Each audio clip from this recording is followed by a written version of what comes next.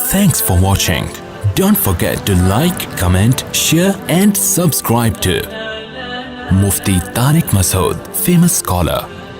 ایک صاحب نے مجھے کہا اگر صفائی نصف ایمان ہے تو گورے تو ویسے ہی جنت میں چلے جائیں گے آدھے آدھے.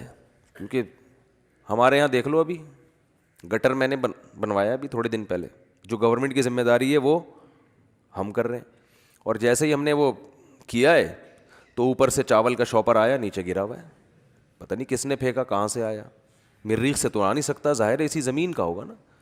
دن رات صفائی کرتے رہو گھر کے باہر, کوئی آئے گا بولے گا مولوی صاحب کا گھر دیکھو کیا گند, صفائی پر بیانات کرتے ہیں اور گھر کے باہر دیکھو گند کتنا پڑا ہوا ہے.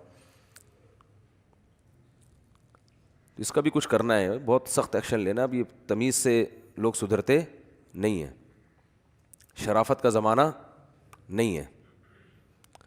شاپر کبھی پڑا ہوگا چاولوں کا, کون رکھ کے جا رہا ہے, کیا ہو رہا ہے, کبھی پیمپر پڑا ہوا ہوگا. ماسیاں گھروں میں جو کام کرتی ہیں, لوگ ان کو کہتے ہیں نا کہ کچرا پھینک کر آؤ, تو وہ دیکھتے ہیں کہ جو کارنر کا, میرا گھر کارنر کے ساتھ ہی ہے تقریباً, تو وہ کیا کرتی ہے کہ بھائی دیکھا دائیں بائیں کوئی دیکھ تو نہیں رہا, وہاں کچرا رکھ کے, ان کو روڈ پار کرنا مشکل لگ رہا ہے. اور ویسے بھی روڈ پار کے باہر کون سی کچرے کی جگہ ہے, وہ بھی تو لوگوں نے خود بنائی ہوئی ہے, وہ کوئی کچرا کنڈی تھوڑی ہے. کچرا کنڈی کی ڈیفینیشن کراچی میں یہ ہے کہ جہاں 2 شاپر نظر آ جائیں, 2 پیمپر, تو یہ کچرا کنڈی ہے بس, تیسرا خود لا کے ثواب ہے وہاں پہ رکھنا. حقیقت ہے.